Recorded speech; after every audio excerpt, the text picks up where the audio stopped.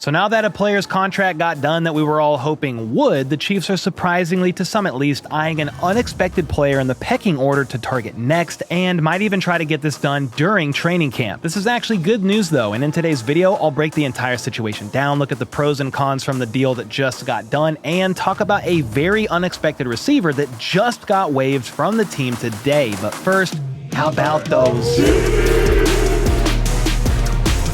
All right, we've got a lot to talk about today, including the Chiefs potentially honing in on the next player that they want to extend, and it's actually a little bit of a surprise. We'll get into that here in a bit, but everybody knows by now that 3 p.m. yesterday was the deadline for the Chiefs and Trey Smith to get a long-term deal done, and if they hadn't, Trey would have had to play out the season on the franchise tag, and from there, KC could either tag him a second time or let him walk into free agency, where he probably would have gotten even more money. In fact, Jason of Over the Cap is a bit surprised that Trey Smith even took the deal KC offered because, quote, he probably left money on the table.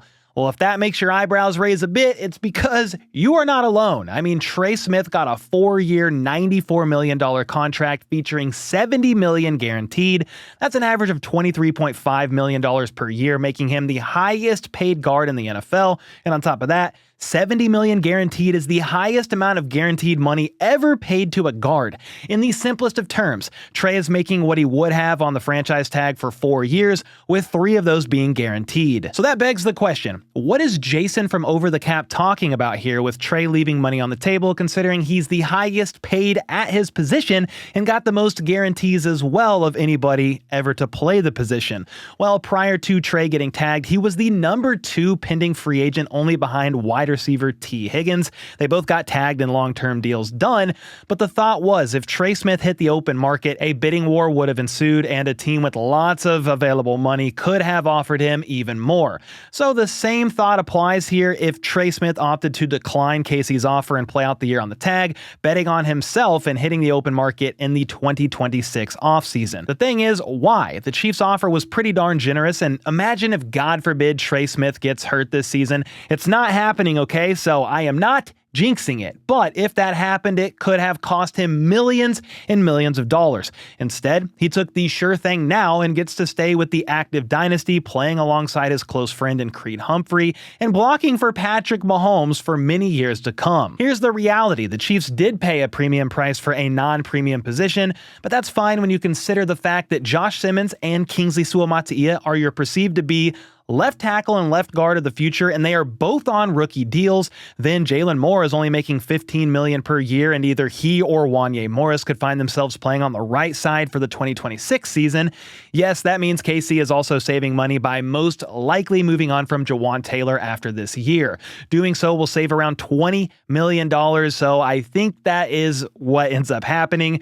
Veach and company are basically strategically playing contractual chess with the offensive line and looking a bit into the future when making these decisions. Plus, Trey Smith is still an above average to very quality right guard. Some would even say he's the second best guard in all of football. His strength is in the run game with some inconsistencies in pass pro, but he's improved every single year, and he himself said he's working on his consistency play in and play out. Plus, he's been extremely durable, not missing any games so far from what I can recall in his entire NFL career. So if you extend the 26-year-old and bet on his upside, combined with the fact that he probably has yet to even hit his prime, and there you have it. Trey Smith is a Chief for at least the next 3 years, which brings me to the details of his contract.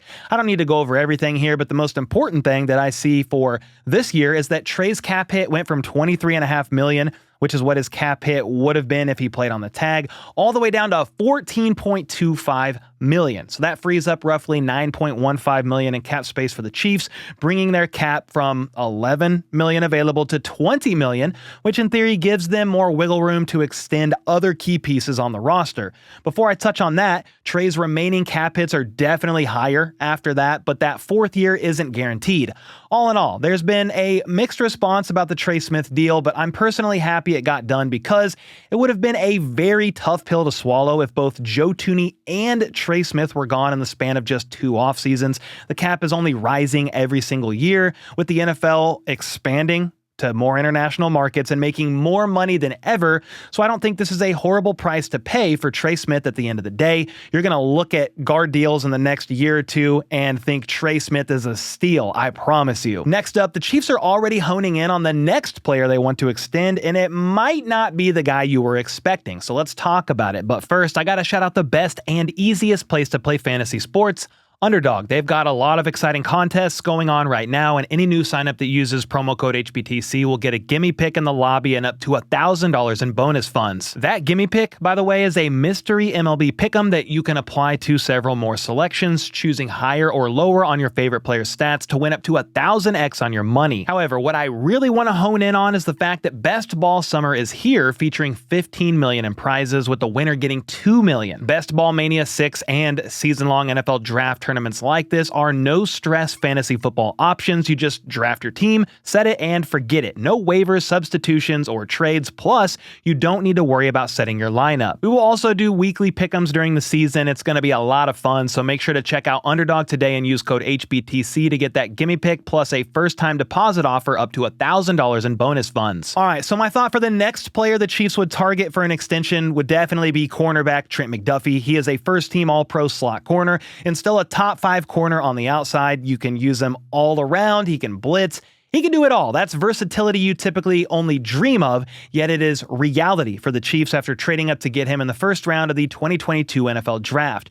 The only problem is he is going to cost a ton of money, and similar to Trey Smith, if the Chiefs are actually able to get something done long-term with Trent, he's going to become the highest paid at his position. Sauce Gardner just took the top spot yesterday, getting an average of $30.1 million per year, just surpassing Texans corner Derek Stingley Jr., who was the previous leader at $30 million per year. McDuffie is definitely playing at an elite level, and in my opinion, those are the guys you keep and you build around via cheaper free agent contracts and or draft picks on rookie deals. It's also worth noting that McDuffie and Trey Smith both have agents through the same firm, CAA. So maybe there's a bit of negotiating power there for KC and McDuffie, and I wouldn't be surprised if those conversations about McDuffie took place in some capacity during Trey Smith's contract talks. With that being said, though, there's no immediate rush per se to extend McDuffie. KC picked up his 5th-year option, and so he's technically under contract with the team through the 2026 NFL season.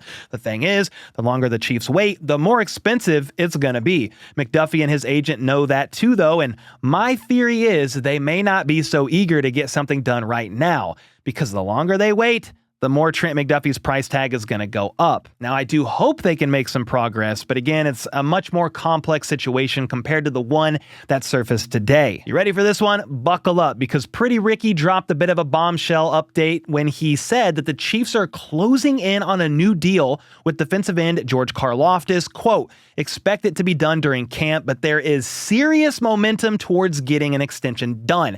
In case you don't know who the heck this guy is because he has a dog for a profile picture on his Twitter account, Ricky has legitimate sources and is the guy who announced the Trey Smith deal getting done months in advance. He's hit on a lot, has missed on a couple, but he did even give me the years of Trey's contract along with the average per year it would be last week. So we can't take this as canon as if George will 1000% get extended by KC during training camp, but you can look at this and trust that there really is serious momentum towards getting a deal done with him. Things can always unravel and fall apart down the road, after all, if years, APY, and guarantees can't be agreed upon to the T, but I trust Ricky enough to at least bring it up in today's video. Here's why it's believable. George Karlaftis is a quality starter, but he's not going to be getting top of the market money. This makes it much easier to get something done long term compared to somebody like Trent McDuffie. Think of the Noah Gray extension that got done prior to the season starting last year. The highest paid tight ends are making $19 million per year. Meanwhile, Noah Gray is getting $6 million average per year as a quality tight end 2 on the roster. So yeah, if we get back to defensive ends, the highest paid guys are making $40 million per year. Good God almighty, that is so much money.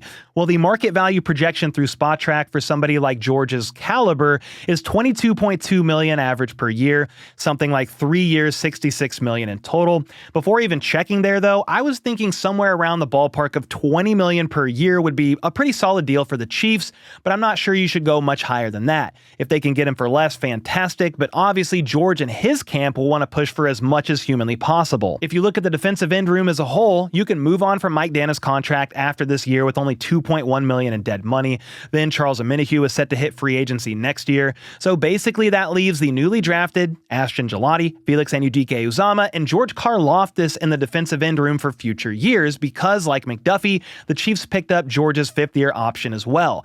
Well, what stands out to me when you look at the defensive end room is, with FAU not yet taking that big step up, I hope he does this year, to be clear, and then Gillotte being an unproven rookie, the future of that room is a bit unproven, especially if they move on from Mike Danna after this year, and Charles Omenihu signs elsewhere in free agency on a bigger contract like he was hoping to be able to do this past offseason. So that's why I really do like the idea of a deal getting done with George here sooner rather than later, get him extended early, and save some money because he's a solid defensive end 2 to have around. I mean, he's had back-to-back seasons of 75 or more pressures, and then he's averaged 5.5 passes defense to nearly 11 sacks each year over the last 3 seasons, if you combine the regular season and the playoffs since he was drafted in 2022.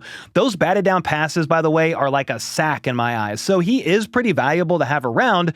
But that's where I want to get your thoughts here. Do you like the idea of Karlaftis getting extended before the start of the season? And if so, does that $20 million per year mark feel fair, or do you think that's still a bit too much?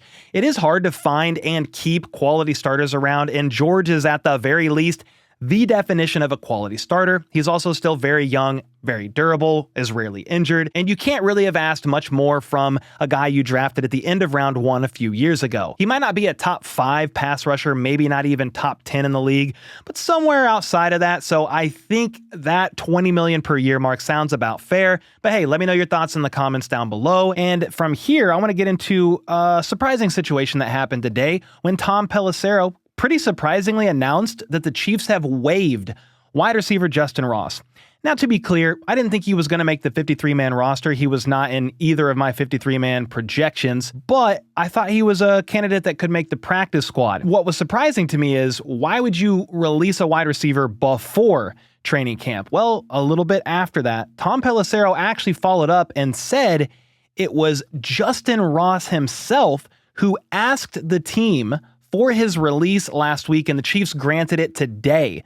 So yes, after 4 seasons in Kansas City, Justyn Ross, catching 6 passes for 53 yards, is moving on, and I would assume it's because the wide receiver room is very tough to crack right now, with Rice, Worthy, Hollywood, Juju. You drafted Jalen Royals. You've got Nico Remigio as the team's returner, and other guys in the mix there, Tyquan Thornton, Sky Moore, I guess, if you want to throw him in there, Elijah Badger, Jason Brownlee. There's a bunch of names in that mix. I would assume Justyn Ross knew he was probably not going to make the roster. So if you're not going to make the roster, get out of there before Andy Reid's hell of a training camp, please and thank you. He's probably like, I'm out. Now, with that being said, he's going to hit the waiver wire. And if he clears waivers, he would become a free agent, but maybe he thinks he'll have a better chance of catching on somewhere. So I don't want to seem like I'm making light of the situation because I am rooting for the guy. He's had a bunch of injuries in his career. He came back from those, kind of rebounded. And so, yeah, hopefully he catches on somewhere else. I don't know where that would be at this point in time, but right now your guess is as good as mine. This was just a little bit of a surprising move, especially with it happening before training camp, but it makes more sense that he wanted released or let go before all these training camps started, because if you're going to catch on with another team, you better do it now and try to climb the ranks during training camp and stand out and show off during preseason games. Anyway, let me know your thoughts on that one in the comments down below. And until next time, let's go. Let's freaking go. How about those?